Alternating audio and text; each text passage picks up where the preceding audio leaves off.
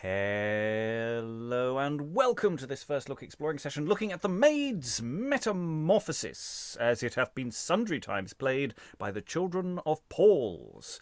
This is a play from around 1600, we know that, basically. It might be earlier, but who knows. Otherwise, I know pretty much nothing about it, apart from it's played by the children of Paul's around about then. And we've got two sessions to try to get to grips with the play, which is going to be quite extremely doubled, actually, with the people in the room, but we're going to have a little crack to find out how it's all going to go and find out what it's all about. To discover what's going on in the Maid's Metamorphosis is reading the prologue, Gemulo, Juno, Fairies, variously, and maybe somebody else as well stepping in, is... Hello, it's Angela. Hello from London.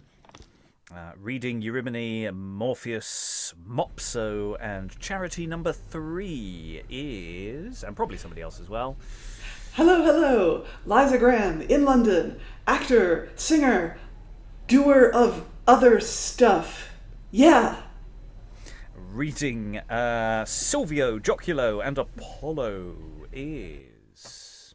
Hello, and I'm Greg, and I'm mainly sponsored by the 3 O's tonight. Reading Orestes, Ascanio, Somnus, Fairy number 2, and Charity number 2 is... Hi, I'm Eric, and oh my word, this is going to be an interesting one. And I'm your host, Robert Crighton. I will be reading stage directions. I may be stepping in to read some additional pieces as well. Hopefully, additional people will join us as we go. But you know, the internet does things and gets in the way sometimes. So, without further ado, we're going to have a little bit of a prologue. It's not a long prologue. Let's see what the prologuing is all about. The manifold great favours we have found by you to us weak poor weaklings still extended, whereof your verities have been only ground, and no defect in us to be so friended, binds us some way or other to express, though all our all be else defeated quite of any means, save duteous thankfulness, which is the utmost measure of our might. Then to the boundless ocean of your worth, this little drop of water we present, where though it never can be singled forth, let zeal be pleader for our good intent. Drops not diminish, but increase great floods, and mights impair not, but augment our goods. And we could infer exit prologue. I quite like this little, because it's a boys' company, so we are poor weaklings, we are little drops of water, we are little, what was the other one? There was another descriptor in there, little mites, and yes, it's a little thing, this, but hopefully it will add to your boundless ocean of your pleasure, of your worth. Yeah, I like that. Thoughts from the room? You can disagree. We were struggling to know what the hell it was on about earlier. I think I've decoded it. Greg? I don't know, maybe I'm mishearing and not awake. It sort of reminded me of the ones where you sort of get, I'm really sorry, the author may not be that good, or it's just a little something. I don't know. It just felt in the spirit of this play's not great, bear with us prologues. Yeah, absolutely. It's the humble. We are just small little children performing this little play. Hope you like it, kind of thing. Playing up to that. Though, of course, the actual age of the children of Paul. Rachael. Sorry. Oh, excellent. We have additional readers stepping into the room, hopefully any second now, be able to join us. Additional thoughts about the prologue while we make sure that they are online. I hope the rest of it's not like that. Oh, Angela. Don't be cruel to the little prologue. It's trying its best. Rachael, are you able to join us? Can you join us in the room? So joining us to read, just in the nick of time, to read Phylander Iris, Frisco, and Charity number 1 is... Rachael Nicole, alarm didn't go off in New Jersey. Welcome, welcome, welcome, welcome. So we've just had a lovely little prologue by some lovely little child performer. And we're about to go into a scene. So if you're ready to join us, we will take it away. Act 1, enter Phylander, Orestes, and Eurymine. Phylander and Orestes, what conceit troubles your silent minds? Let me entreat, since we are come thus far as we do walk, you would devise some pretty pleasant talk. The air is cool, the evening high and fair. Why should your cloudy looks then show despair? Believe me, fair, Eurymine. My skill is simple in discourse, and utterance ill. Orestes, if he were disposed to try, can better manage such affairs than I. Why, then, Orestes, let me crave of you some old or late done story to renew. Another time you shall request of me as good, if not a greater courtesy. Trust me as now, nor can I show a reason. All mirth unto my mind comes out of season. For inward I'm troubled in such sort, as all unfit I am to make report of anything may breed the least delight. Rather in tears I wish that they were night, for neither can myself be merry now, nor treat of aught than that may be liked of you. That's but your melancholic old disease, that never are disposed but when ye please. Nay, mistress, then since he denies the task, myself will straight accomplish what ye ask. And though the pleasure in my tale be small, yet may it serve to pass the time withal. Thanks, good Phylander. When you please, say on. Better I deem a bad discourse than none. Sometime there lived a duke not far from hence, mighty in fame and virtues excellent. Subjects he had, as ready to obey as he to rule, beloved every way. But that which most of all he gloried in, hope of his age and comfort of his kin, was the fruition of one only son, a gallant youth, inferior unto none, for virtue, shape, or excellence of wit, that after him upon his throne might fit. This youth, when once he came to perfect age, the Duke would fain have linked in marriage with divers dames of honorable blood, but still his father's purpose he withstood. How? Was he not of metal apt to love? Yes, apt enough, as will the sequel prove. But so the stream of his affection lay, as he did lean a quite contrary way, disapproving still the choice his father made, and oftentimes the matter had delayed. Now giving hope he would at length consent, and then again excusing his intent. What made him so repugnant in his deeds? Another love, which this disorder breeds. For even at home within his father's court, the saint was shrined, whom he did honor most, a lovely dame, a virgin pure and chaste, and worthy of a prince to be embraced. Had but her birth, which was obscure, they said, answered her beauty, this their opinion stayed. Yet did this willful youth affect her still, and none but he was mistress of his will, and none but she was mistress of his will. Full often did his father him dissuade from liking such a mean and low-born maid. The more his father strove to change his mind, the more the son became with fancy blind. Alas, how sped the silly lovers then? As might even grieve the rude uncivil men, when hereupon to wean his fixed heart from such dishonor to his high desert, the Duke had labored, but in vain did strive. Thus he began his purpose to contrive two of his servants of undoubted fault, bound by virtue of a solemn oath, to train the silly damsel out of fight, and there in secret to bereave her wife. Of what? Her life? Yes, madame, of her life, which was the cause of all the former strife. And did they kill her? You shall hear anon. The question first must be decided on, in your opinion. What's your judgment say? Who were most cruel, those that did obey, or he that gave commandment of the fact? In each of them it was a bloody act. Yet they deserve, to speak my mind of both, most pardon that were bound thereto by oath. That is enough, we do accept your dom, to pass unblamed where'er of you become. To pass unblamed whate'er become of me?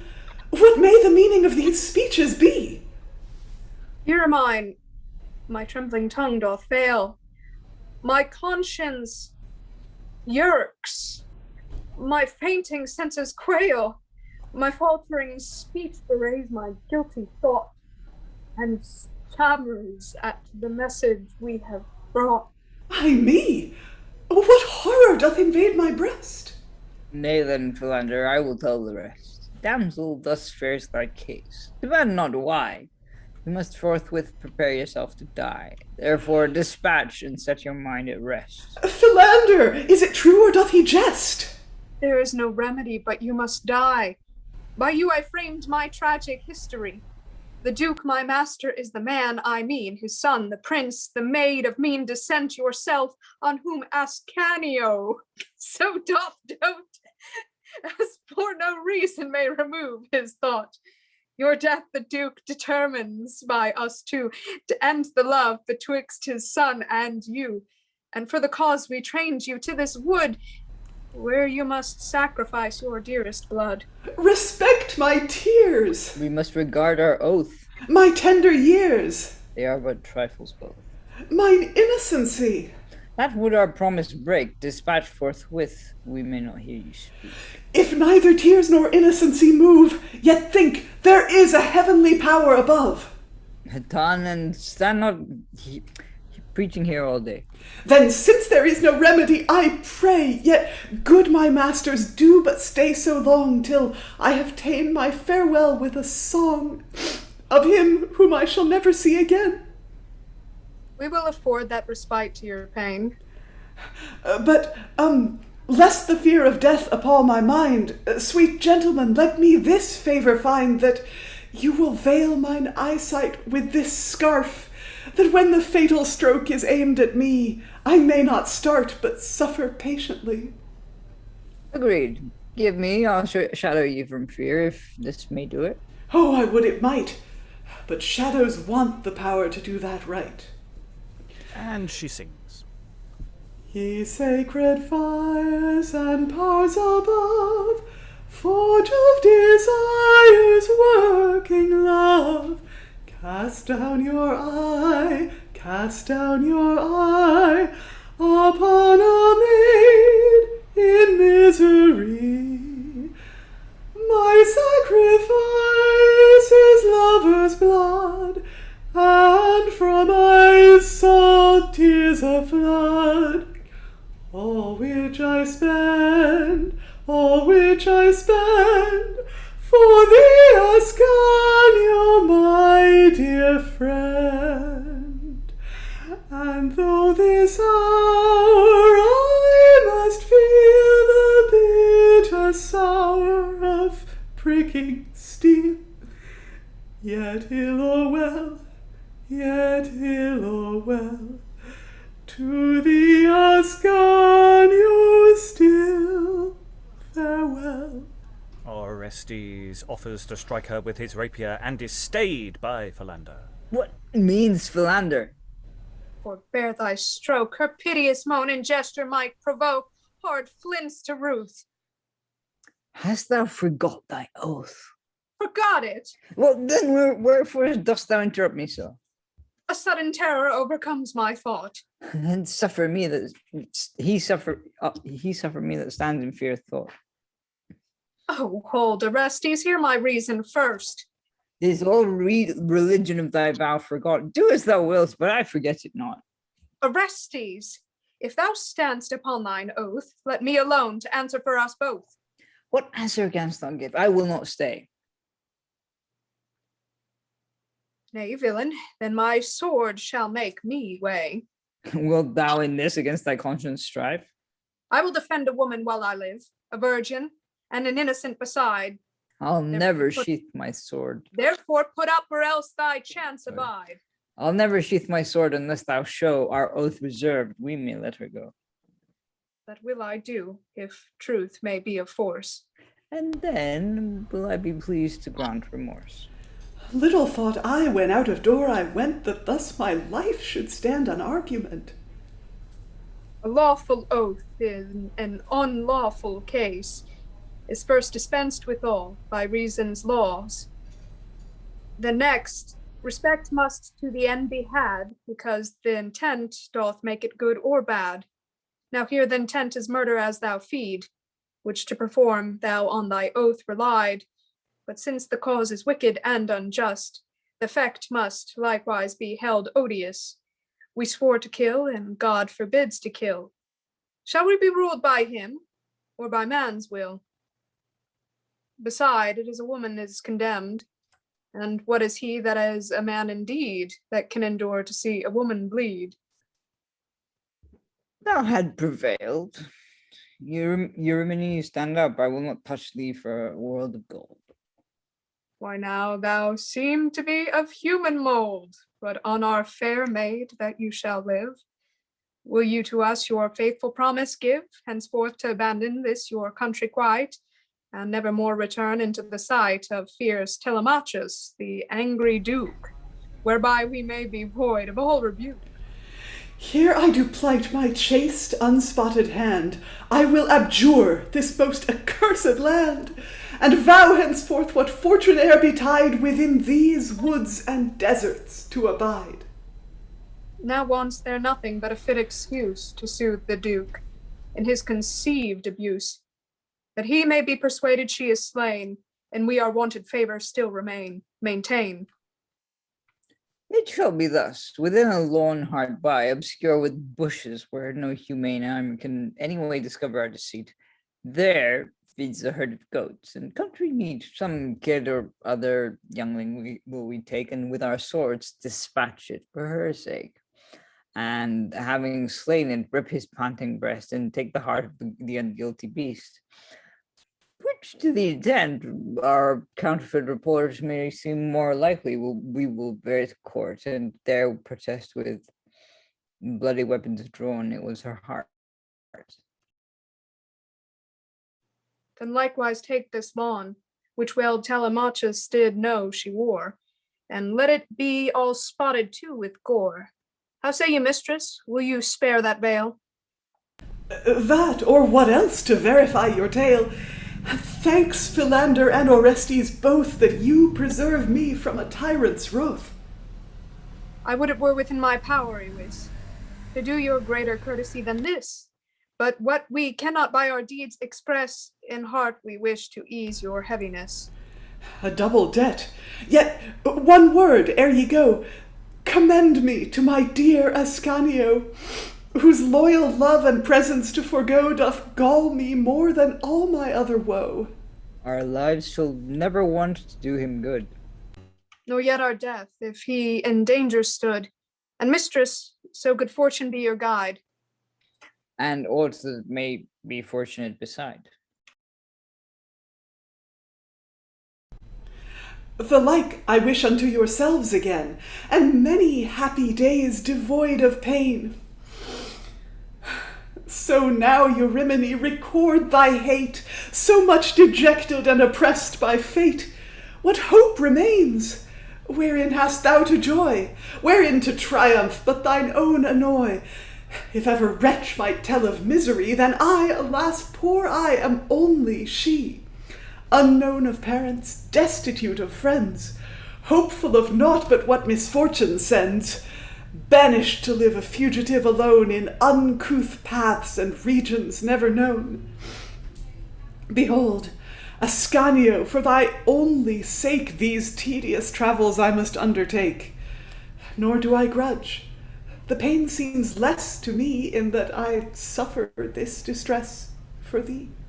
And there we'll pause after, wow, that's a way to open a play, isn't it? And sort of going, you guys, why are you sad? And it's going, oh, we can't say. There's a thing. No, please, tell me the plot. I'll tell you the plot in a really roundabout way. It won't have any connection with your life. Before we go any further, in your opinion, what's the worst crime in the whole murdering someone thing? Just without giving you any, we gave you some context. Got no connection with real life, obviously. No, none at all. And then, it's me. Oh, right. That's not a good thing. And then they make that fatal error of early modern murderers. They give the victim the chance to, in this case, sing. Usually it's sort of pray or say something, let me plead my case. But no, lovely song, a very lovely song from Liza. Thank you. That was really that really made that sequence work. It actually gives us a real reason of, it genuinely changes our minds, to a degree. I'm not saying, our minds were on the murdery stake, but there's something really lovely there. Good scene. I like scene. Thoughts in the room? I'll go to Angela, then Eric. Well, why couldn't the prologue have been like this? I mean, that was excellent. It was all clear as a bell and really fabulous and charging along and compelling. The prologue was perfectly clear in what it said. It said, it wasn't doing plot. That the prologue would have ruined the plot if it explained the plot, because that scene sort of works because it's got to creep up on you that what's going on. That's true actually. That is really different from lots of prologues we've seen. Yeah, it's a generic prologue in the sense that, and the boys' companies are only just coming back online at this point, if I'm right. I think it's about 1600. So that sort of sense of a prologue here coming on and going, hi, we're doing our best is sort of quite nice. That's assuming that this is accurate in terms of its dating. Well, it's not an older play. I don't know. Other thoughts, Eric? Yeah, I like how it started as like sort of some enchanted evening. We're just walking along here, and then so suddenly it gets into like this very dark like murder plot. It's just like, what? Yeah, because you're thinking, people in the woods having an abstract, being sad. Look, I've let some sad people in a wood. It's all very, and then murder plot, straight in with the murder plot. Did not see that coming. Rachael. The way that it was framed with that story, I wonder, like, if this is gonna if it's playing with whatever their idea of genre is at that time, because the talk about things that don't happen on stage, of these neoclassical tragedies, that they would do, and then right there you do a 180 and it's like, turns out we're talking about you, type thing, and just how well this really flows, the conversationality of it and how clear it is compared to sometimes the neoclassical stuff is. Yeah, I mean it's that sort of thing. The Phylander almost says once upon a time. It's near as damn it. Sometime there lived a duke, kind of thing. And of course there's that sense of how awkward that opening should be for Phylander and Orestes there as well. Eric. Yeah, I like how it's kind of like, and so regarding murder, I'm just asking for a friend. Which do you think is the worst? It just feels a bit. Yeah. Am I the asshole? Yeah. Yeah. It's basically they're asking for a get out of jail free from the victim, aren't they? Saying, is it okay to murder you? Is that cool? And basically says, well, you're a bit bad, but you're not as bad as the person who committed the crime. We're going, good, cool. I mean, there's this central question as well that we get to this, and it keeps posing questions as well. So not just who's more guilty, but also the contradictions that come in. Well, we've made an oath that we have to kill you, but killing is wrong. So which should we follow more? Is it God's law or man's law? Which goes back to, quite important central questions from the Bible, etc. So yeah, it's doing a lot of stuff, and then we get this. And how are we going to cover up the fact we're not doing the murder? Goat's heart. Nice to see that on old Chestnut back in again. Yeah. Rachael. Additional question. When does either the brother, not just the Brothers Grimm, I know there was, I think the French author before them who gathered up, fairy tales into compilations. When does that happen in relation to this? Because this seems very Snow White. It's not a stepmother, but that bringing some proof of the death of a young maiden, the going into the woods, the feeling bad about it at the last moment. It's so interesting, and if this came before those compilations, that I think would be even more. I don't know. I think that's really something. Yeah, it does have a real fairy tale quality. I have no idea what the general time span for how that functions. So there might be all sorts of proto influences to it. I'm just having a quick look to see if there are any overt influences that I can quote it to. But yeah, it's a really good question, of which I don't know the answer. I don't know if anyone in the room or in the world of the internet does know the answer to such questions. Any additional thoughts before we move on?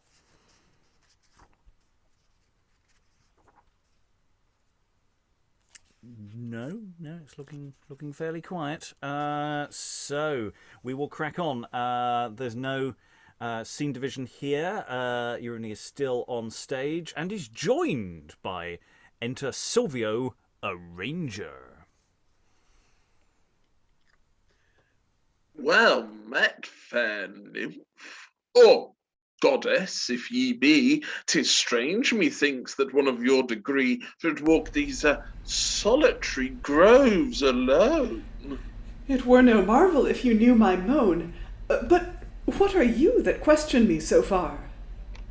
My habit tells you I am a forester, that having lost a herd of skittish deer, was of good hope I should have found them here. Trust me, I saw not any. So, farewell. They stay. Further, if your fortunes tell, I am not one that means you any harm. Enter Gemulo the shepherd.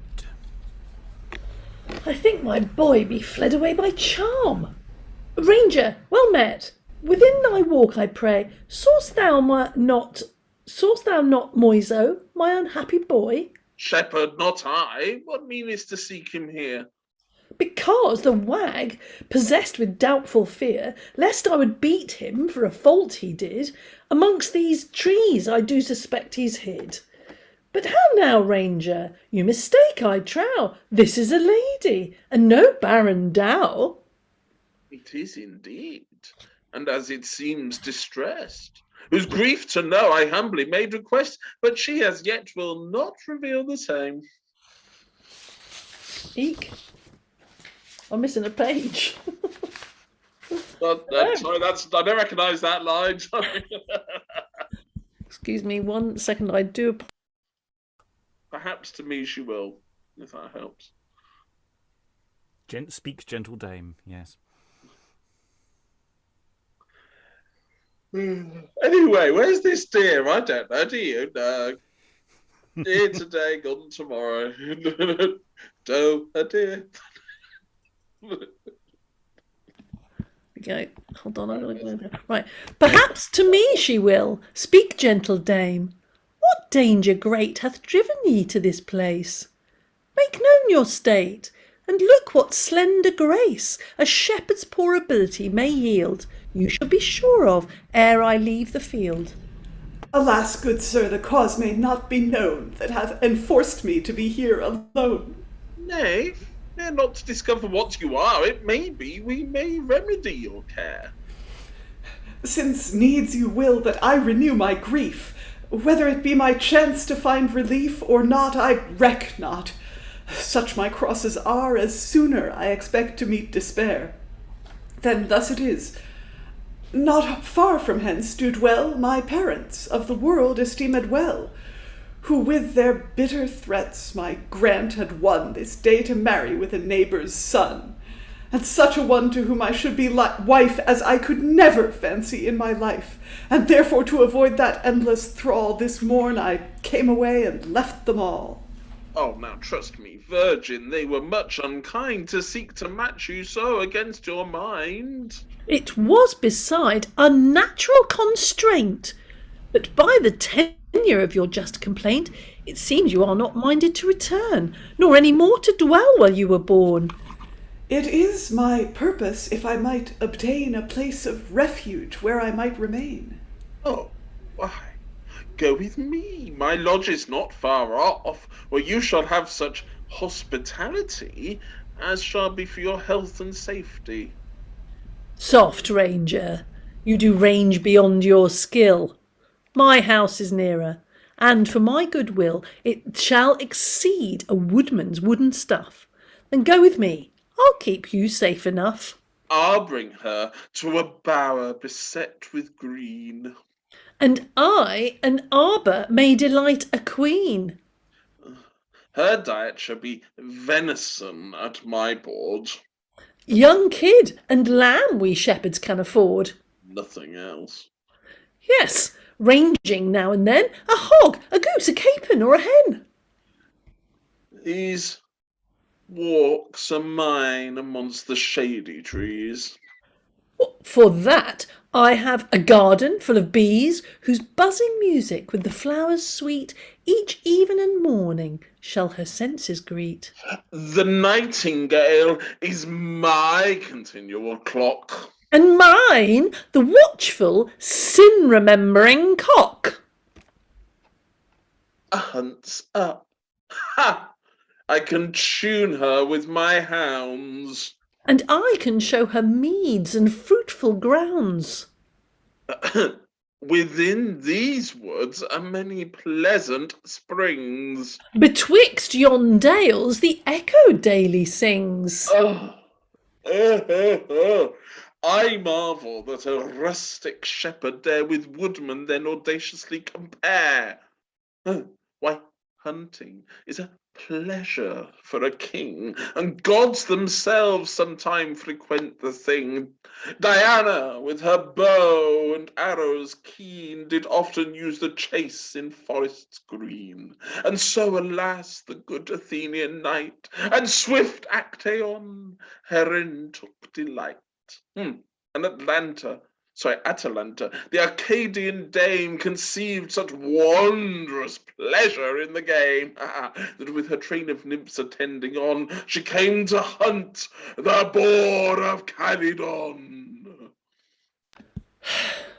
Well, so did Apollo walk with shepherd's crook, and many kings their sceptres have forsook to lead the quiet life we shepherds took, accounting it a refuge for their woe. But we take choice of many a pleasant walk, and mark the deer how they begin to stalk, when each according to his age and time pricks up his head and bears a princely mind. The lusty stag, conductor of the train, leads all the herd in order down the plain. The baser rascals scatter here and there, as not presuming to approach so near. So shepherds sometime sit upon a hill, or in the cooling shadow of a mill, and as we sit, unto our pipes we sing, and therewith make the neighbouring groves to ring. And when the sun steals downward to the west, we leave our chat and whistle in the fist, which is a signal to our struggling flock, as trumpets sound to men in martial stock. Shall I thus be outfaced by a swain? I'll have a guard to wait upon a train of gallant woodmen, clad in comely green, that like whereof have seldom yet been seen. And I of shepherds such a lusty crew as never forester the like e'er knew, who for their persons and their neat array shall be as fresh as is the month of May. Where are ye there, ye merry noted swains? Draw near a while, and whilst upon the plains your flocks do gently feed, let's see your skill, how you with chaunting can sad sorrow kill. Enter shepherds singing, song of shepherds, singing shepherds, song. We don't have the song. Oh, thank God for that. Sorry. That was in character, I promise. Things Gemulo to bear the bell away, by singing of a simple roundelay. No, I have fellows whose melodious throats shall even as far exceed these homely notes, as doth the nightingale in music pass, the most melodious bird that ever was. And for an instance here they are at hand. When they have done, let our deserts be scanned. Enter woodman, and they sing woodman song, singing woodman song, and we go to the jury to see who's won. Thanks to you both. You both deserve so well, as I want skill your worthiness to tell. And both I do commend for your good will, and both I'll honour, love, and reverence still. For never virgin had such kindness shown of strangers, yea, and men to her unknown. But more, to end this sudden controversy, since I am made an umpire in the plea, this is my verdict. I'll entreat of you a cottage for my dwelling, and of you a flock to tend, and so indifferent my grateful pains on either shall be spent. I am agreed, and for the love I bear our boast, I have a tenant of fair. And I will hold it as a rich possession that she vouchsafes to be of my profession. Then for a sign that no man here hath wrong, from hence let's all conduct her with a song. And all the woodmen and all the shepherds and everybody sings, and they go off for the end of the act. Presumably there's a bit of additional music to cover the act change as well. So yeah, Pastoral X Factor. This went bonkers fast, didn't it? I mean, it's great. It's like, oh, I'm alone in the woods. I'm faking my own death. What do I do now? And these two people come on, and they just have a pastoral off at her, and bring on shepherds and woodmen, and actually, what's the verdict to the end? Well, I'll have a house from you, and I'll have your sheep. That's lovely. I'll have all your stuff. Fabulous. I really enjoyed that. That was. Well, it's sort of fair in that first they argue about who can offer her better conditions, and then there's a broader argument about whether being a forester is better than being a shepherd. So she accepts the forester's house because his living conditions are better, but she wants to pursue the profession of shepherd. How dare you, madam? There's absolutely nothing wrong with my house. I'll tell you something, though. I think we ought to do more children's plays. I mean, they're completely fantastic. It's clear that I am at heart a child in the early modern period. Yes, I has to say, looking at the repertoire that we've got popping in around here, and we've done quite a few bits and bobs of it now, they're coming up with some really good stuff that's really coming from left field in really fun ways. I mean, here is clearly the excuse to get the singers on, because, of course, that's where most of these boys are coming from. They're coming from a singing background. So what do? Everybody gets a song. Or everyone gets to be able to do some singing. And, yeah, that's just this is big production numbers all written all over it. It's it's this thing of constantly feeding into it a series of mini debates, and not in a really overt way, but each scene has these little things. Well, I'm better than you because, and I'm better than you because, and it gives it a nice little angle to it, but it does it in a fun and playful way, which I'm really enjoying. that it was just the constant trying to outdo each other. I mean, in some ways, though, it was more the range of Silvio that was trying to outdo the other one. But I actually hadn't read ahead, so when it was the thing about the song, I was just like, "Oh, this has just gone perfect. That is just such a brilliant way to end this." It's like, yeah. So you bring on the lumberjacks, and you're okay. Rachael. I was gonna say there's something there's something so childlike about that. It's, I can do anything better than you. That one-upmanship of children. And then I also put in the chat that this is, I wonder if it'll continue. Maybe it will, maybe it won't. But it's like we're moving through genres here, and we're getting just one scene's one genre, and then we move to the next. Like the first one seemed neoclassical and then it tilted into that comedy, and now we have this very pastoral little comedic scene, forest, whatever, between these people. It's very interesting. We're getting just a little bit of this and a little bit of that. Oh yeah. And I just like the nature of their things. I've got trees; they're shady. I've got bees. Yeah. They've got some great stuff.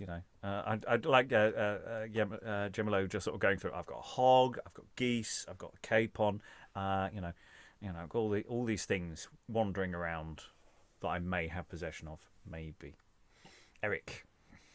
I like the idea that, at the beginning, I thought she would have wandered off, sort of just let the men have their showdown, who's bigger, whatever. But then, I'm thinking that, since it's a children's play, it would probably just be her standing in the middle with them, basically being tug of war, which would be terrible. But also, I don't know, funny, very pantomime-esque. Yes, because you're right, absolutely right. Eurymine doesn't get much of a word in edgeways for most of this sequence. It's like, yes, we're fighting over you now. And it's just, sitting there having a banana, just having a cup of tea, waiting for... Oh, it's my cue, lovely. As it all escalates around her. Any more? Otherwise, we'll dip into Act 2. Okay, let's do some dipping into Act. Let's see what's going to happen in Act 2. We're going to meet the aforementioned Ascanio. We're going to find out what's going on with this chap. And Joculo, his page. Let's see if Joculo's name is a clue to his character. Act 2, Scene 1, enter Ascanio and Joculo, his page. Away, Joculo. Is her at hand? Joculo, where is she? I know not. When went she? I know not. Which way went she? I know not. Where should I seek her? I know not. When shall I find her? I know not. A vengeance take thee, slave. What dost thou know? Marry, sir, that I do know. What, villain? You'd be so testy. Don't look. What are coils here with you? If we knew where she were, what need we seek her? Oh, I think you are a lunatic. Where were you when you should have looked after her? Now, you, don't go crying up and down after your wench like a boy had lost his hornbuck. Ah, my sweet boy. Oh, my sweet master. Nay, I can give you as good words as you can give me, all ones for that. What, canst thou give me no relief? Oh, faith, sir, there comes not one morsel of comfort. Oh, from my lips to sustain that hungry more of your misery. There is such a dearth at this time. God amend it. Joculo, my breast is full of grief, and yet my hope that only wants relief. Your breast and my belly are in two contrary keys. You walk to get stomach to your meat, and I walk to get meat to my stomach. Your breast's full and my belly's empty. If they chance to part in this case, God send a merry meeting. That my belly be full and your breast empty. Wait, for the love that ever thou didst owe to thy dear master, poor Ascanio, rack thy proved wits unto the highest strain to bring me back Eurymine again. Nay, master, if wit could do it, I could tell you more. If it ever be done, the very Legorite of the feet must do it. These 10 nimble bones must do the deed. I'll trot like a little dog. There's not a bush so big as my beard, but I'll be peeping in it. There's not a coat, but I'll search every corner. If she be above or beneath, over the ground or under, I'll find her out. Stay, Joculo. Alas, it cannot be. If we should part, I'll lose both her and thee. The woods are wide, and wandering thus about, thou mayst be lost, and not my love found out. Oh, I pray you let me go. I pray thee stay, Oh, in faith I'll run. and doest not know which way. Anyway, all's one. I draw dry foot if you send not to seek her. You may lie here long enough before she comes to seek you. She little thinks that you are hunting for it in these quarters. Joculo, before I leave my boy of this world's comfort, now my only joy, seest thou this place? Upon this grassy bed with summer's gaudy diaper bespread. And he lies down. Under these shadows shall my dwelling be, till thou return, sweet Joculo, to me. Oh, and if my convoy be not cut off by the way, it shall not be long before I be with you. And Joculo speaks to the people. But I pray you look to my master, for here I leave him amongst you. And if I chance to light on the wench, you shall hear of me by the next wind. Exit Joculo. Ascanio is alone. In vain, I fear, I beat my brains about, proving by search to find my mistress out. Eurymine, return, and with thy presence gild the beauteous morn. And yet I fear to call upon thy name, the prattling echo, should she learn the same. The lost words as accent shall no more prolong, but bear that found upon her airy tongue. Adorned with the presence of my love, the woods I fear such secret power shall prove, as they'll shut up each path, hide every way, because they would still have her go away, and in that place would always have her seen, only because they would ever be evergreen, and keep the winged chorister still there, to banish winter clean out of the year. But why persist I to bemoan my state, when she's gone and my complaint too late? A drowsy dullness closes up my sight. O powerful sleep, I yield unto thy might. And he falls asleep. Before the entrance of Juno and Iris, I think we should just very briefly talk about this little scene. Joculo doesn't have to learn many lines for the first minute or so of just, I don't know. It seems to, there's a lot of good material in there, and stuff that I quite like.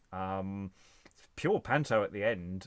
He goes to lie down and, look after my master, will you? I'll be right back. It's exactly that kind of business. And the perennial complaint of the servant of my belly's empty, always complaining about food. But yeah, it's a fun little thing. Joculo is not impressed with his master, just constantly being sad. Well, he's got to do all the legwork, presumably. So, and then he's going, "Oh, go find her! No, don't leave me." So Ascanio, a bit lost. Any thoughts anyone wants to throw in about this little sequence before it goes in a different direction? It was great. I think so far it's a thumbs up for most people. Eric. Yeah, I was going to say that it's just like having. I can't imagine doing that with Q scripts or anything. It would just demolish Ascanio halfway through.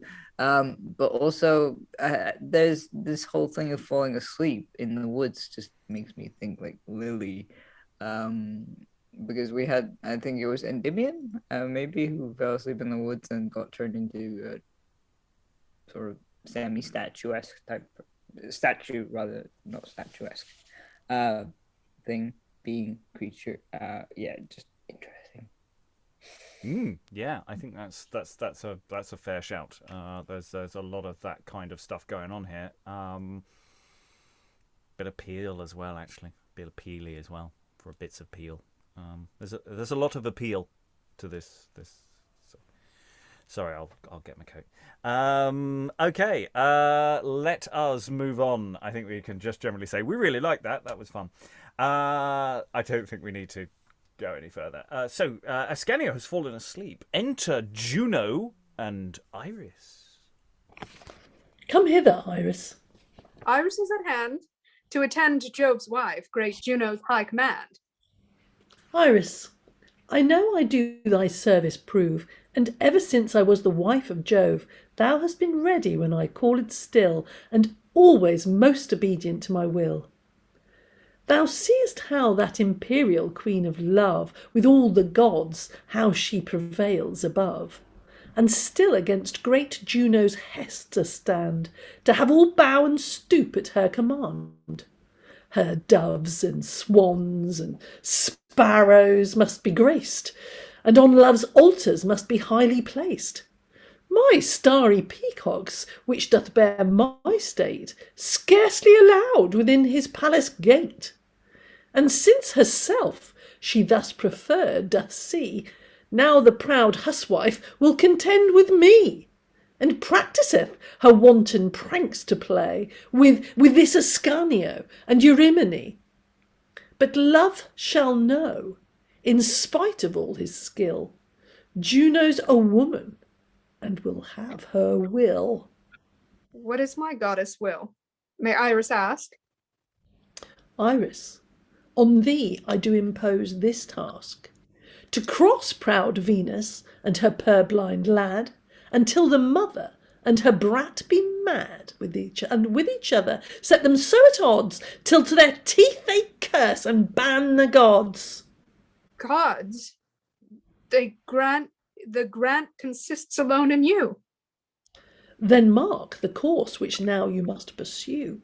Within this o'ergrown forest there is found a dusky cave, thrust low into the ground, so ugly, dark, so dampy and steep, as for his life the sun durst never peep into the entrance, which doth so affright the very day that half the world is night, where fennish fogs and vapours do abound.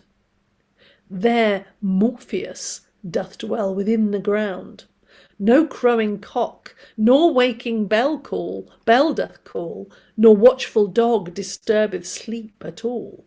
No sound is heard in compass of the hill, but everything is quiet, wished, and still.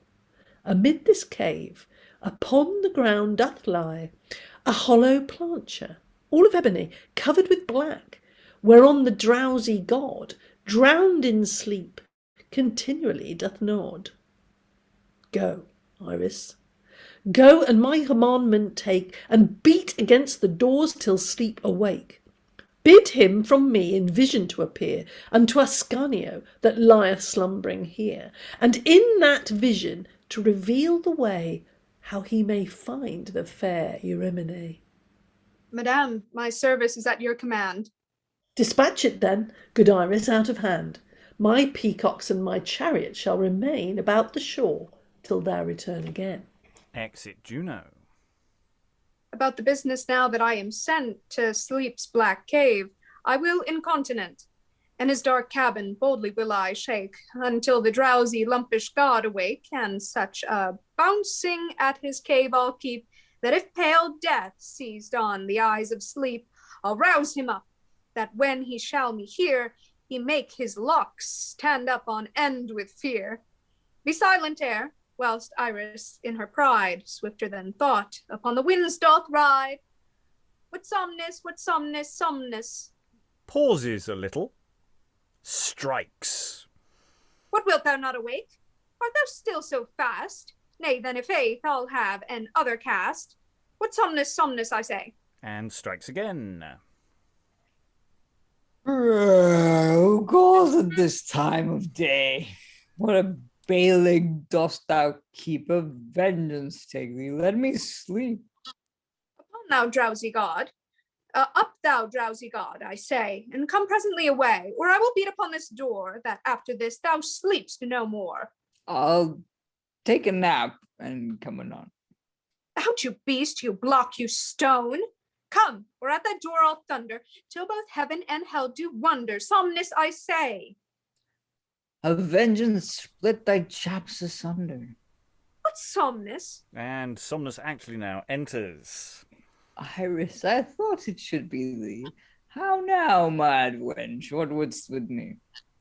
From mighty Juno, Jove's immortal wife, Somnus I come, to charge thee on thy life, that thou unto this gentleman appear, and in this place, thus as he lieth here, present his mistress to his inward eyes, in as true manner as thou canst devise. I would thou wert hanged for waking me. 3 sons I have, the eldest Morpheus hight. He shows of man the shape of sight. The second Nicole, whose behests doth show the forms of birds and beasts. Phantasor for the third, thinks lifeless he, choose which likely of these 3. Morpheus, if he in human shape appear.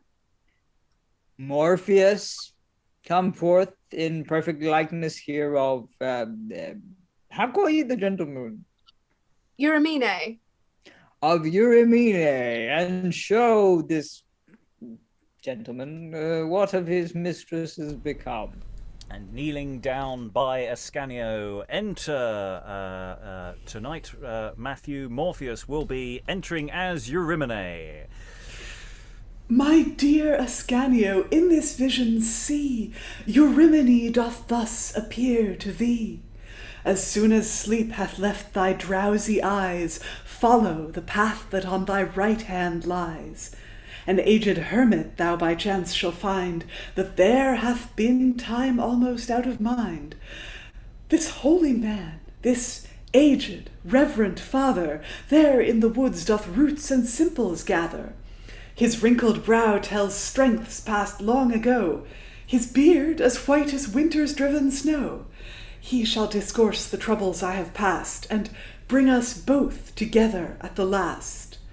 Thus she presents her shadow to thy sight, that would her person gladly, if she might. See how he catches to embrace the shade. This vision fully doth his powers invade, and when the heat shall but a little slake, then thou shalt see him presently awake. Hast thou aught else that I may stand instead? No, Somnus, no, go back unto thy bed. Juno, she shall reward thee for thy pain. Then good night, Iris. I'll to rest again. Morpheus, farewell, to Juno I will fly. And I to sleep, as fast as I can hie. And they exit. Ascanio, starting, says... Eurymine, my good angel, stay. Vanish not so quickly away. Oh, stay, my gods, whither dost thou fly? Return, my sweet Eurymine, 'tis I. Where art thou? Speak. Let me behold thy face. Did I not see thee in this very place, even now? Here did I not see thee stand, and here thy feet did bless the happy land. Eurymine, oh, wilt thou not attend? Fly from thy foe. Ascanio is thy friend. The fearful hare so shuns the labouring hound, and so the deer eschews the huntsman wound. The trembling fowl so flies the falcon's gripe, the bondsman so his angry master's stripe. I follow not as Phoebus Daphne did, nor as the dog pursues the trembling kid. Thy shape it was. Alas, I saw not thee. The sight were fitter for the gods than me. But if in dreams there any truth be found, thou art within the compass of this ground. I'll range the woods and all the groves about, and never rest until I find thee out. And exit. I'm liking the characterization of these figures here. I'm just liking this, wake up, random god person, I'm tired, go away. No, wake up, and I'm still tired, go away. Going, okay, what do you want me to do? Well, we want you to someone to just pretend to be this person. Okay, well, I've got three people on call. Which one do you want? Sorry, what's the name of the client? Right, okay. So there's really nice quality to that, and of course the first thing he says, after the deed is done, is just going, "Can I go to bed now?" Cheers, lovely. So yeah, there's a real nice bag puss vibe to Somnus. I'm enjoying a lot. Thoughts from the room, Angela. I'm very worried that Ascanio didn't listen to what Morpheus had to say, because he seems to say that he's going to wander around the entire forest. He's been told very specifically where to go. Yeah, well, he was asleep, wasn't he? Rachael. I was just going to say, kids don't do what they're told anyway, so he's going to do what he wants. His dad told him not to marry her in the first place, and here he is. Yeah, I mean, it's just, there's a lot of just sort of, he's just not listening. He's just not listening to anything, is he? No. Bless. But yeah, it's all a God's game. So again, it's like it's telling our story backwards. It's like we could have started the play with some gods coming on and going, "Aha! Let us use mortals to sort out our various feuding power struggles." But no, we sort of find out that this is sort of they're sort of getting caught up in god games, and it's sort of coming. And it's not striking me as a problem narratively. I quite like this sort of backwards way because it's actually doing it quite well. You could easily get really trapped in things. Other thoughts? Eric? I like how we had all this, he goes, the fearful hair shuns the laboring hand, and then the deer. Oh, coincidence. We had a huntsman before, didn't we?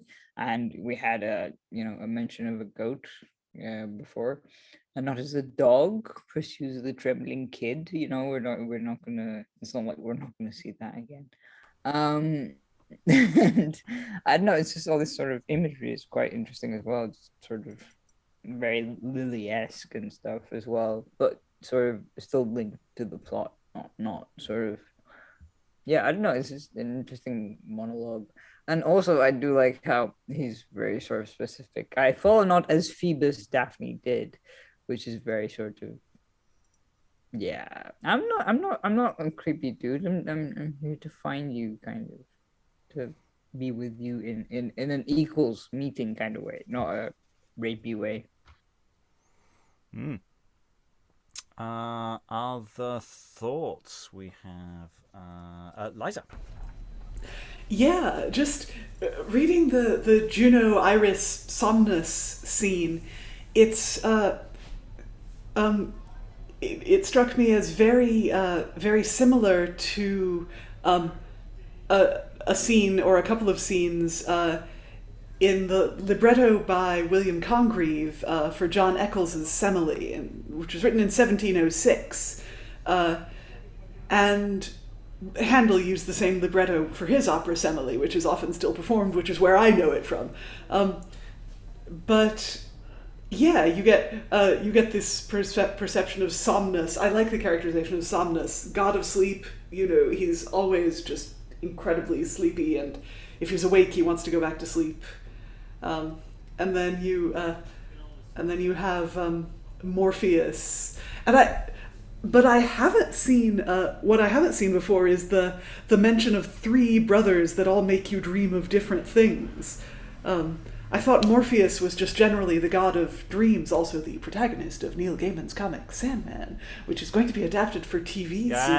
I hope it doesn't suck. We're not doing adverts here. We're not doing that kind of thing. No, we'll get hit by the YouTube. But yeah, usually Morpheus has charge of all the dreams, right? And I hadn't heard of the other two brothers. Yeah, well, you know what it's like when you get the famous one, and you can never remember the other McGanns. So what are you going to do? Rachael. I actually would love for that part of the three brothers if there was Morpheus and he's there and he's an actor, and then The other son that can take the form of a beast or a bird is like a bird in a cage or like some other sort of animal that you could easily get on stage. And then the third is just a rock. Yes. I was going to say, and here's my third son. He's being a rock at the moment, but, later on. He's igneous today, whereas last week he was metamorphic. Eric? I was going to say a rock or the rock, as in, okay, no, just behave. As in Dwayne Johnson. Yeah, I figured I shouldn't explain that one. But usually Morpheus has is the brother to death, if I remember correctly, in Greek mythology at least, and sort of Roman possibly. I don't know. It seems to have an interesting sort of confluence of influences. Yes, I don't think it's wholly tidy in its classical allusions. I think there's a certain amount of muddling going on, which is fine because it's doing its thing. Let's complete Act 2 with a scene. Act 2, Scene 2. Enter at one door, Mopso singing.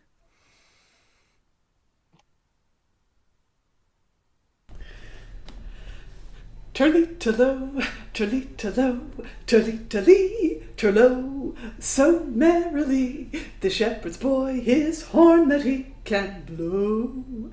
Early in the morning, late in an evening, and ever sat this little boy so merrily piping. Enter at the other door, Frisco singing. Can you blow the little horn? Well, and very well. And can you blow the little horn amongst the leaves green? Enter Joculo in the midst, singing.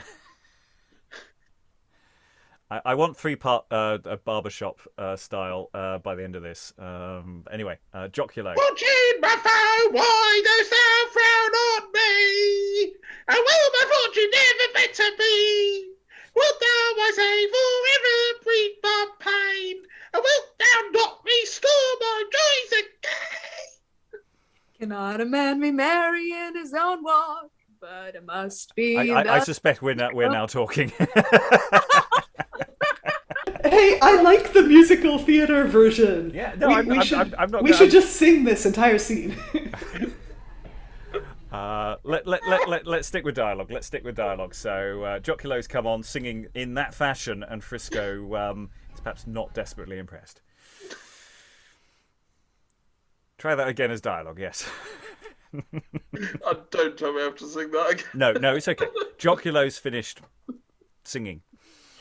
Cannot a man be merry in his own walk, but it must be thus encumbered?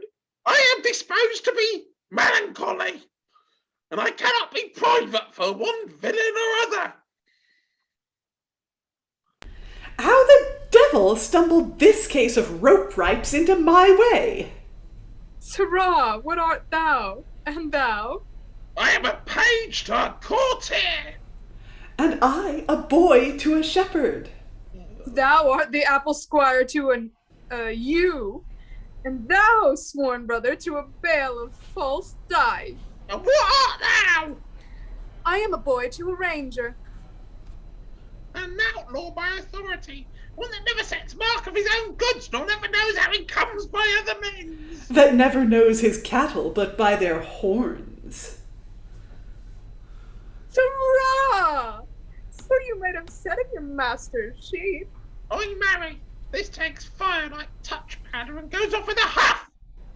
They come of crick-cracks and shake their tails like a squib. You rout, the very stinger of my wit. We shall strike for you from the flint of your understandings. Have you not heard of me? Yes, if you be that Joculo I take you for, we have heard of your exploits for cousining of some 37 alewives in the villages hereabout. Oh, as a wit as nimble as a sempster's needle, or a girl's finger to busk point. Your jest goes too low, sir. Oh, but 'tis a tickling jest. Oh, who would have thought to have found this in a plain villain that never wore a better garment than a green jerkin? Oh, sir, though you courtiers have all the honor, you have not all the wit. Soft, sir. 'Tis not your wit can carry it away in this company. Sweet Rags, your company to me is like music to a wench at midnight, when she neither known and could wish. Yea, marry could she. And thou art as welcome to me as a new poking stick to a chambermaid. Oh, but soft, who comes here? Enter the fairies, singing and dancing, because that's what we all expected to happen. By the moon we sport and play, with the night begins our day. As we dance the dew doth fall, trip it little urchins all, lightly as the little bee, 2 by 2 and 3 by 3, and about go we, and about go we. Oh, what moments are these? Oh, they be fairies that haunt these woods. Oh, we shall be pinched most cruelly. Will you have any music, sir? Will you have any fine music? Most dainty music? We must set a face on't now, there's no flying. No, sir, we are very merry, I thank you. Oh, but you shall, sir. No, I pray you save your labor. Oh, sir, it shall not cost you a penny. Where be your fiddles? You shall have most dainty instruments, sir. I pray you, what might I call you? My name is Penny. I'm sorry I cannot purse you. You, sir, what might I call you? My name is Cricket. I would I were a chimney for your sake. I pray you, little pretty fellow, what's your name? My name is Little. Little Prick! Little prick! Oh, you are a dangerous fairy. And fright all the little wenches in the country. Oh, out of their beds. I care not whose hand I were into or out of yours. I do come about the copse, leaping upon flowers' tops. Then I get upon a fly, she carries me above the sky, and trip and go. When a dewdrop falleth down and doth light upon my crown, then I shake my head and skip, and about I trip. When I feel a girl asleep, underneath her frock I peep. There to sport, and there I play, then I bite her like a flea, and about I skip. I thought where I should have you. Will please you, dancer?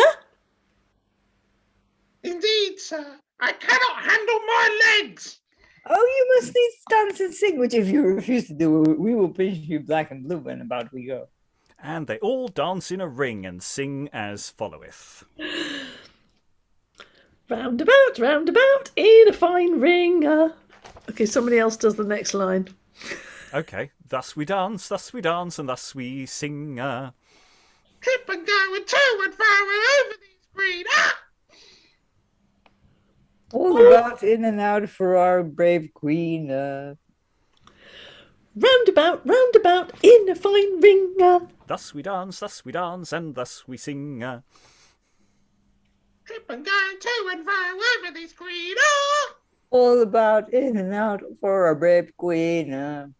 We have danced round about in a fine ring. We have danced lustily, and thus we sing. All about in and out over these green.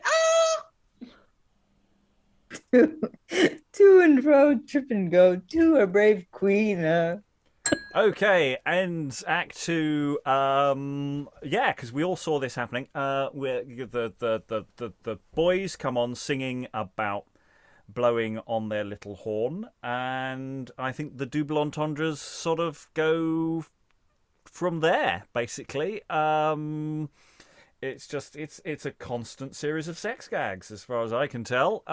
Loosely connected to talking about their masters and vaguely connecting to the plot. It has no interest in the plot, and then some fairies turn up for no reason at all. And I love the way they react to the fairies of just going, "Oh God, it's those bloody fairies. Oh God, we're not, it's not like magical creatures. It's just like they're oh God, they're so annoying."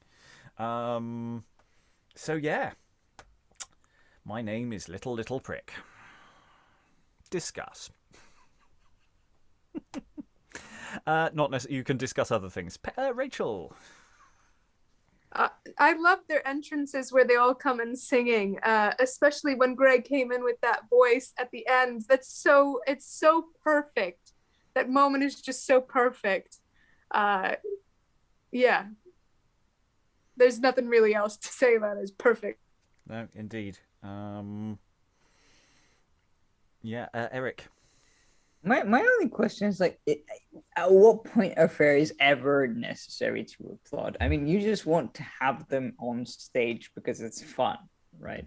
Yeah. Oh, yeah. They're basically there to cause mischief, force people to sing and dance, and and basically are a setup for a series of gags.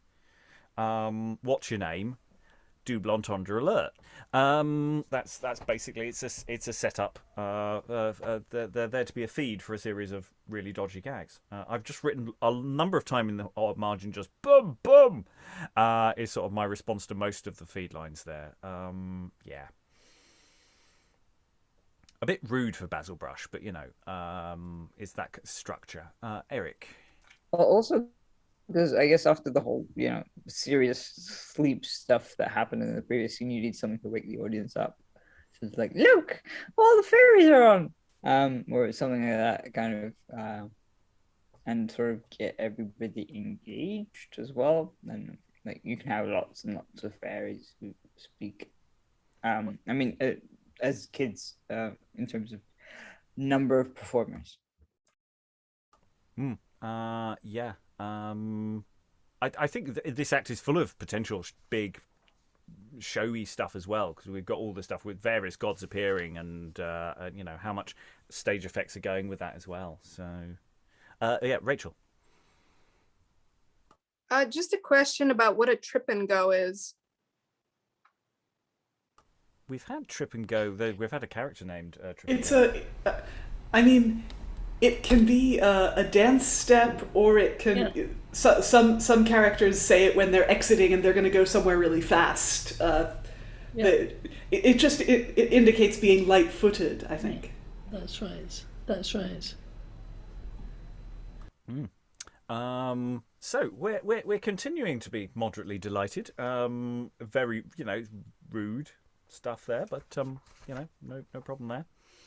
I think we've had many of these jokes before as well, actually, in slightly different forms. So it's not even like they're new rude jokes. I mean, all the busk point, etc. stuff, and the tickling jest. We've had those gags before. I'm sure we have. Anyway, Act 3. We're not going to complete Act 3 today. We're going to get a little way into this first scene, and then we're going to stop. But we're going to meet some more gods, or godlike creatures. Act 3, Scene 1, enter Apollo and 3 charities. No, great, Phoebus. This your silence tends to hide your grief from knowledge of your friends, who, if they knew the cause in each respect, would show their utmost skill to cure the effect. Good ladies, your conceits in judgment err because you see me dumpish. You refer the reason to some secret grief of mine, but you have seen me melancholy many a time. Perhaps it is the glowing weather now that makes me seem so ill at ease to you. Fine shifts to color that you cannot hide. No, Phoebus, by your looks may be descried some hid conceit that harbors in your thought, which hath therein some strange impression wrought, that by the course thereof you seem to me another man than you were wont to be. No, ladies, you deceive yourselves in me. What likelihood or token do ye see that may persuade it true that you suppose? Apollo, hence great suspicion grows. Ye are not so pleasant now as erst in company. You walk alone, and wander solitary. The pleasant toys we did frequent some time are worn away, and grown out of prime. Your instrument hath lost his silver sound, that rang late, through all this grove ground. Your bow, wherewith the chase you did frequent, is closed in case, and long hath been unbent. How differ you from that Apollo now that whilom sat in shade of laurel bough, and with the warbling of your ivory lute, to lure the fairies for to dance about? Or from the Apollo that with bended bow did many a sharp and wounding shaft bestow, amidst the dragon python's scaly wings, and forced his dying blood to spout its springs. Believe me, Phoebus, who saw you then and now, would think there were a wondrous change in you. Alas, fair dames, to make my sorrows plain, would but revive an ancient wound again, which, grating presently upon my mind, doth leave a fear of former woes behind. Phoebus, if you account us for the same, that tender thee and love Apollo's name, pour forth to us the fountain of your woe, from whence the spring of these your sorrows flow. If we may any way redress your moan, command our best, harm will we do you none. Good ladies, though I hope for no relief, I'll show the ground of this my present grief. This time of year, or thereabouts it was, accursed be the time 10 times, alas, when I from Delphos took my journey down to see the games in noble Sparta town. There saw I that, wherein I gan to joy, Amilcar's son, a gallant, comely boy, hight Hyacinth, full 15 years of age, whom I intended to have made my page, and bear as great affection to the boy as ever Jove in Ganymede did joy. Among the games, myself put in a pledge to try my strength in throwing of the sledge, which poising with my strained arm I threw so far that it beyond the other flew. My Hyacinth, delighting in the game, desired to prove his manhood in the fame, and catching ere the sledge lay still on the ground, with violent force aloft it did rebound against his head, and battered out his brain. And so, alas, my lovely boy was slain. Hard hap, O Phoebus, but sith it's past and gone, we wish ye to forbear this frustrate moan. Ladies, I know my sorrows are in vain, and yet from mourning can I not refrain. Urania some pleasant song shall sing, to put ye from your dumps. Alas, no song will bring this the least relief to my perplexed mind. No, Phoebus? What are the pastimes shall we find to make you merry with? Fair dames, I thank you all, no sport nor pastime can release my thrall. My griefs, of course, when the course hath had, I shall be merry and no longer sad. What will ye then we do? And please ye, you may go and leave me here to feed upon my woe. Then, Phoebus, we can but wish ye well again. I thank you, gentle ladies, for your pain. Exeunt the charities. O Phoebus, wretched thou art thus. O Phoebus, wretched thou thus art thou fain, with forged excuses to conceal thy pain. O Hyacinth, I suffered not these fits for thee, my boy. No, no, another fits deeper than thou in closet of my breast, whose sight so late have wrought me this unrest. And yet no goddess nor of heavenly kind she is, whose beauty thus torments my mind. No fairy nymph that haunts these pleasant woods, no goddess of the flowers, the fields, nor floods, yet such as one whom justly I may call a nymph, as well as any of them all. Eurymine, what heaven affords thee here? So may I say, because thou comest so near and nearer afar unto a heavenly shape, than she of whom Jove triumphed in the rape. I'll sit me down and wake my grief again, to sing a while in honour of my name. And sings a song. Amidst the mountain Ida grows, where Paris kept his herd. Before the other ladies all he would have thee preferred. callous for all her painting than her face would seem but pale. Then Juno would have blushed for fame, and Venus looked stale. Eurymine herself alone should bear the golden boar. So far would thy most heavenly form excel the other all. Oh, happy Phoebus, happy then, most happy I should be, if fair Eurymine would please to join in love with me. And there we're going to pause, because this scene's doing all sorts of weird stuff. That is, I've just written in the margin at one point, oh shit. It's sort of was my immediate reaction to things. I mean, it's this strange echoing, because it's an echoing of the first scene of going, oh look, you're sad. I don't want to. No, I've got no reason for being sad. No, you're clearly sad. I don't want to talk about it. And then he talks about it, and we're going, I really wish you hadn't told us that. I kind of wish you kept that to yourself. And then they exit, and he goes, well, it's not really quite true. I mean, it's true, but I'm not that fussed about the boy that I was grooming who just had his brains smashed out. Actually, I'm actually more sad that I can't have this other person who we met earlier. So it's like this red herring that's sort of unpleasant, that is actually pointless. I'm really confused as to all of this. I don't understand. Angela. I'm very worried now for Ascanio. And Eurymine, come to that. But I mean, it's clear that this is not going to go in an orderly fashion. No, I think it's fair to say that when we start tomorrow, there might be a content warning. Don't worry, it's mostly thematic, but it's going places, but it goes other places as well. Don't panic. I'm trying not to spoil it, but I also am trying to warn people as well. It's a tricky tightrope to walk. Thoughts in the room about what we've just read, however. Eric. Well, it's interesting how Ascanio mentioned sort of, I'm not like Phoebus following Daphne, and then lo and behold, Phoebus appeared. It's just a bit weird, Interesting coincidence, perhaps.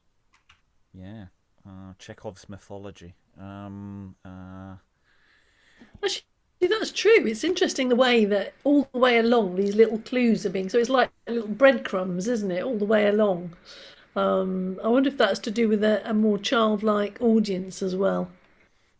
Because that's the child performers. I mean, there's this thing of the way it presents itself. Because if we're talking about a boy full 15 years of age, if the boy was supposed to, okay, he's an offstage character who's very dead, but within the context of this room, that's probably the average age of the performers.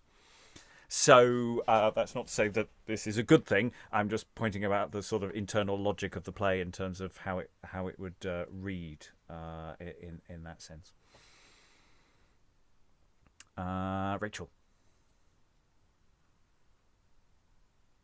No, you've got nothing. Okay. It's a really weird thing. It's the backpedaling as well, that he just goes, actually, I'm not that fussed about this horrible thing I've just discussed. I'm just pining over Eurymine and sings her lovely song about Eurymine, which may or may not be worrying, because it's a god, and we haven't had great luck with gods and their desires so far in plays. Rachael. No, I'm so torn, because that one, I know the part you're talking about. It's it's like in the logic of the play, it's weird, and there is that I mean, in the writing, it's weird. The boys would probably, it's like boys around the same age who would be singing that. If this is a boys' company and they go to a boys' school, I wonder if this, like, talking about it is some weird way of acknowledging that same-sex relationships happen, like that boys would be dating in this school if they went to school together. What do you call it? That the brushing it up as some sort of experimentation, as some sort of phase, as opposed to legitimate sexuality, and then his switching to talking about a woman. It's a very bizarre passage. Yeah. Especially if you're considering that this is presumably being written by either the schoolmaster or associated person. That, you know, this whole thing of it's especially as you know, there's additional data that you'll get later on about where the text is going, which raises all sorts of other interesting questions, but we won't talk about those. No spoilers, please. Angela. I mean, I suppose we can expect children at school who'll be studying the classics to know who Ganymede was, and you know, the relationship that he had with Zeus. At the same time, they also have, you know, lots of Christian teaching, and sodomy, which it would have been called at the time, you know, would have brought a death sentence. Yes, it's been. But at the same time, I don't know. No, this is 1600, we think, isn't it? Yeah. So we haven't got like rumours about James the First to play with here. No, not yet. Yeah. So yeah, but it is very strange, and you just kind of like wonder how it's taken up by all these boys. Yeah, and you know, especially as we've just come from a scene which we enjoyed quite a lot, of the young boys doing sex jokes, you know, which is, you know, you could argue is a little bit problematic as well, you know. Particularly the fairy who says, "Oh, I go and I prick the you know, maids in their beds while they're sleeping," and so on. I mean, this, you know, real things happened to girls. You know, they were very vulnerable. So it is kind of like really strange, a kind of brutal world, really, for these boys, I think. You know, but in terms of girls, you know, possibly other boys. We were having such fun. Rachael. Yeah, I mean, there was another session we did where it was something where Liza was hosting, and we talked about how it was a schoolmaster, and the schoolmaster wasn't exactly a guy who was on the up and up, and seemed to be a serial, you know, criminal who preyed upon people. And it's sections like that, knowing that the schoolmaster wrote this, and that, you know, not saying this isn't the same guy, and I'm not making, you know, I don't have any evidence of things like that, and I'm not making the implication, but it's knowing that other things like that passages like this read weird and bizarre. Who is I'm trying to think of that one book written by that guy that everybody's read. I'll remember it later, but he just talks weird. It's not from the same period. It's some modern guy.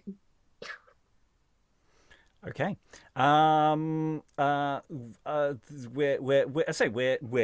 into Act 3. Act 3 has some way to go. There's a whole series of directions that this thing is going in that we can't talk about yet. It's got a lot of classical stuff that's being mashed together. You know, these charities. Who are they? You know, they're supposed to be muses. What are they? Who are they? You know, they're just people there to get Apollo to do some backstory. But yeah, that overall shape of the play so far, we have generally been enjoying it. There's not to say it's not hit some problems along the way, but we'll see how that comes out in the flow. Final thoughts from around the room then. Greg, any final thoughts you want to throw in? I'm just gutted I can't do funny voices again tomorrow. Well, at least I don't think I can, because I've got a new one playing off the top of my head. I mean, I'll swap you. No, it's good to hear somebody else do it. And actually, everyone's probably peed off with Brian's mother anyway. Very interested to know where this goes. Yeah, really interesting play, but some absolutely amazing comedy set. Just that whole conversation between the Woodlander and the Thingerino was fabulous. But the servants are good fun too. So yes. Eric, any final thoughts? Yeah, I was enjoying it till about we started, this bit with Apollo sort of going, "Whoa, it's me." Anyway, but I was enjoying the sort of comedy parts of so where's Eurymine? I don't know. And then the whole one line gag of repetition of I don't know. So what do you know? Kind of. Yeah, I can imagine that going on for a while if you have very talented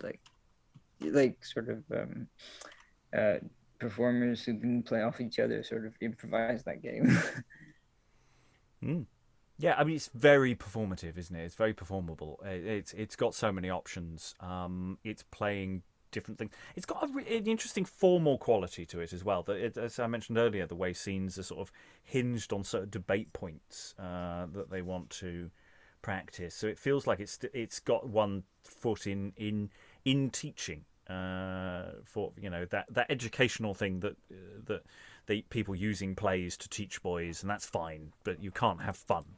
Whereas this play is sort of doing both. I'm quite liking that. Liza, any final thoughts? Yeah. Just this. I mean, like everyone, this play does throw some curveballs, but what I enjoy about the whole bit that all of it that we've read so far is, like Angela said, it's clarity. It's always clear what's happening. You get your first scene. It reminds me, it seems to do with mythology what the old wives' tale did with fairy tales, or folk tales, in that sort of all the mythology happens at once. But then it's also sort of a fairy tale trope where the people are assigned to kill the fair maiden, but they can't, and so the fair maiden has to do her own thing in the forest and run into a whole lot of situations. The other thing about the Apollo scene that we just had, a technical thing, I wondered, apart from the charities, I wondered if there were muses on stage, because they said, Urania shall sing you a song, and Urania was, I don't know whether she was one of the three graces, because I've forgotten the names of the three graces apart from Aglaya, but there's definitely a muse named Urania, and we've seen so many plays and pageants where we see the 9 muses. They must have had muse costumes, especially since this was a church choir. They must have had muse costumes in there and props in their closet. So I don't know, maybe Apollo was surrounded by a choir of muses. It seems that they're sort of eliding the sort that they're the muse. They are the muses as well as things, and it's just a bit untidy there. But you're right. There could be more bodies on stage doing beautiful songs. I don't know. This is a play that's so particular about its mythology, even if it I don't know if they would confuse graces with muses, but who knows? I guess we'll see as we go on. I don't think they come back again, so unless they are the muses who pop up later. So whether they're entirely separate people. Rachael, any final thoughts? The first couple scenes, I guess, until we get to those fairies, are I think they're great. Those ones, because there's just it's this excessively childish humor. I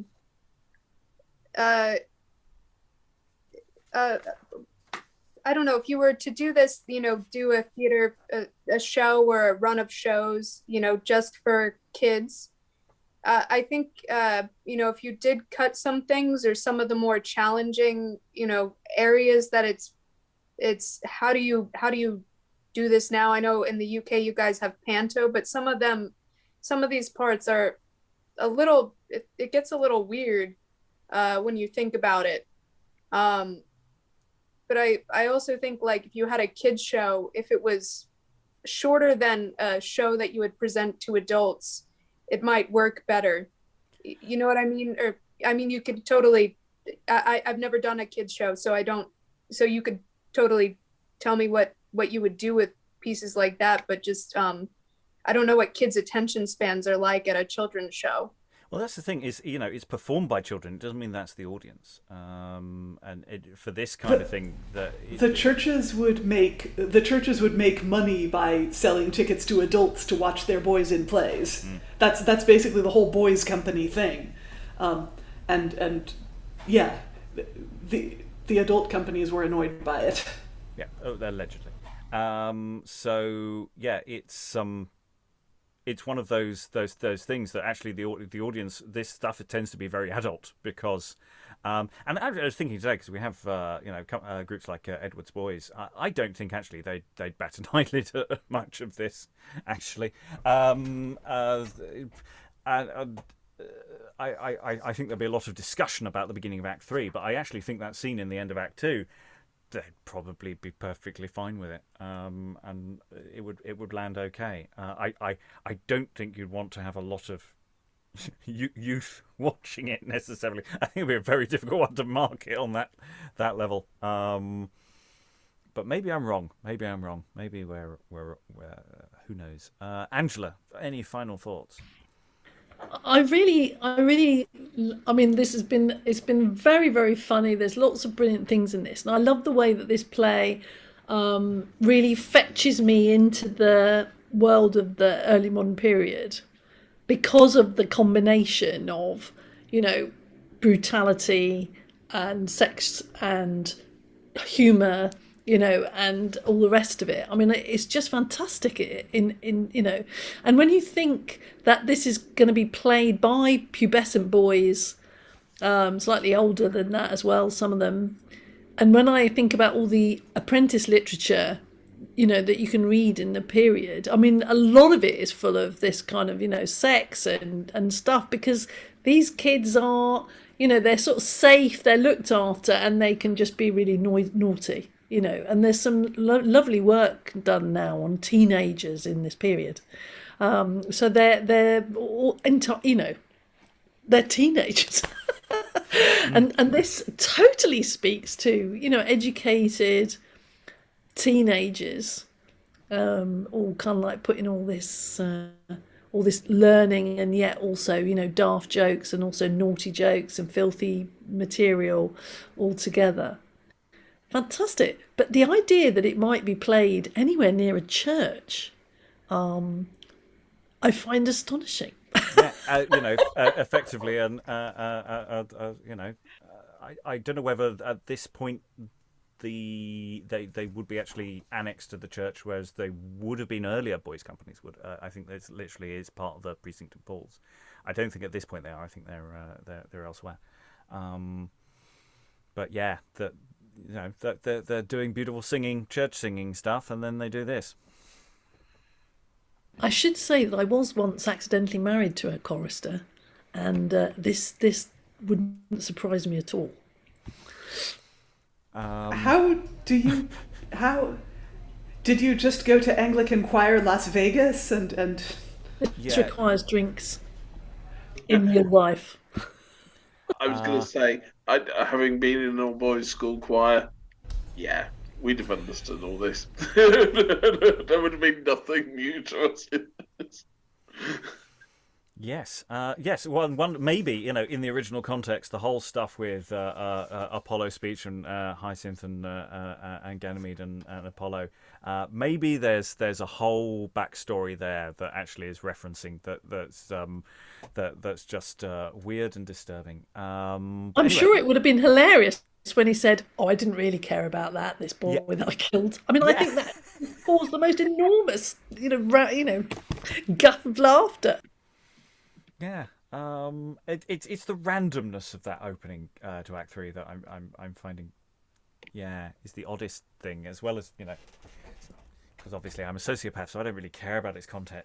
I'm just worried about the structure. Anyway, any other thoughts anyone wants to throw in before we close the session? No. Okay. Rachael? No? Yes? No? Plaintive look. I don't know if you wanted to say anything. You weren't waving. No? You're good. You're gesturing. I don't know. There's something over my shoulder. There's a cat. No? Chat. Did yes, Greg did get a final thought. He did. Okay. With that, guys, you'd think I've done this before. Okay, anyway. On that note, I'd like to thank all the wonderful readers for all their wonderful reading. Thank you very much, everyone, and goodbye. I'll trot like a little dog.